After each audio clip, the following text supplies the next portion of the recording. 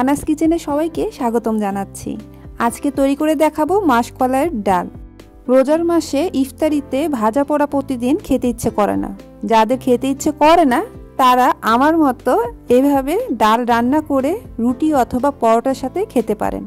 আমি এখানে রুটি দিয়ে খাচ্ছি, আপনারা পরোটা অথবা লুচি দিয়ে খেতে পারেন। আমি আগে মনে করতাম মাসকলাইয়ের ডাল রান্না করা অনেক ঝামেলার, আসলে মোটেও ঝামেলার না।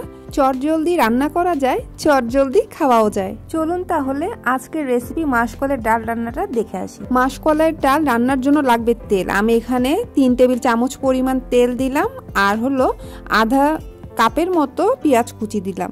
এবার পরিমাণ মতো লবণ দিয়ে পেঁয়াজটা একটু নরম করে নিব। জালটা মাঝারি আঁচে আছে।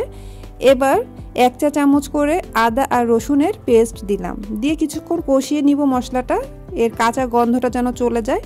এবার 1 চা চামচ পরিমাণ আমি মরিচের গুঁড়ো দিলাম আর সামান্য একটু হলুদের গুঁড়ো দিলাম। এই ডালটার মধ্যে হলুদের পরিমাণটা একটু কম দেয়, তাই আমি সামান্য এখানে দিলাম। পরে যদি আবার লাগে আমি আরেকটু অ্যাড করব। এবার মশলাটা কষিয়ে নিচ্ছি।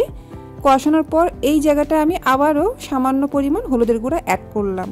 এবার পানি দিয়ে মশলাটা আমি অল্প আঁচে রেখে কষাবো।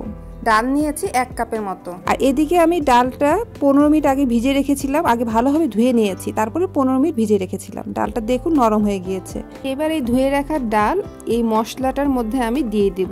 তার আগে 3-4টা এলাচ মাছ দিয়ে ফেলে দিয়েছি, আর একটা দারচিনি এর মধ্যে দিচ্ছি। এবার ডালটা দিয়ে দিচ্ছি, দিয়ে ভালোভাবে কষাবো কিছুক্ষণ। ডালটা মাঝারি আঁচে থাকবে। কষানোর পর যখন পানিটা শুকিয়ে তেলটা ভাসবে, মানে উপরের দিকে উঠে আসবে, তখন এর মধ্যে আবারও আমি পর্যাপ্ত পরিমাণে পানি দিয়ে রান্না করব। আমি কষিয়ে নিচ্ছি খুব ভালোভাবে, কারণ মাসকলাইয়ের ডালের মধ্যে একটা গন্ধ থাকে। অনেকে গন্ধটা পছন্দ করেন না, আবার অনেকে পছন্দ করেন। তা আমি একটু ভালোভাবেই কষিয়ে নিচ্ছি। তেল উপরে ভেসে উঠেছে, এবার আমি পানি দিয়ে দিচ্ছি। পানিটা এমনভাবে দিতে হবে ডালটা সিদ্ধ হওয়ার পর যেন গ্রেভি থাকে, সেই পরিমাণ দিতে হবে। এবার আমি জালটা মাঝারি করে ঢাকনা দিয়ে ঢেকে দিচ্ছি। 20 মিনিট পর ডাল সিদ্ধ হয়ে গিয়েছে দেখুন, আর যে পানিটা আছে সে পানিটা অনেকটাই টেনে গিয়েছে, কারণ ডালটা যখন ঠান্ডা হবে তখন অনেকটা পানিও সোক করে নেবে।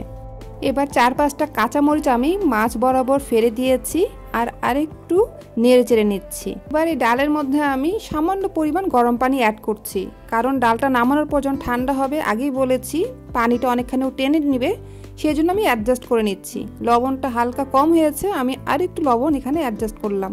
লবণ আর ঝাল আপনারা আপনাদের পছন্দ অনুযায়ী এখানে অ্যাড করবেন।